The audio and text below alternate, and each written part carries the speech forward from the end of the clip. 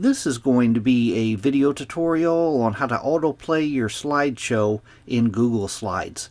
I will be using a desktop PC for this. Let me jump over to my browser here.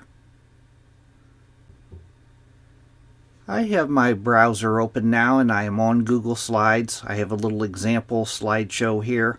To autoplay your slides to where they automatically scroll from slide to slide, it's very easy to do. First thing you want to do is go up to the top up here and you want to click on the View tab, View. Then you want to go down to where it says Slideshow and click on Slideshow. This will bring you into the presentation mode. Now once you're in the presentation mode, you want to move your mouse cursor down to the lower left-hand corner and you'll see a little box appear down here. It tells you that I'm on slide 1 here and I can scroll through my slides here, but it also gives you another option to click on this 3-dot hamburger menu. I'm going to click on the 3-dot hamburger menu and then I'm going to go up to where it says Autoplay.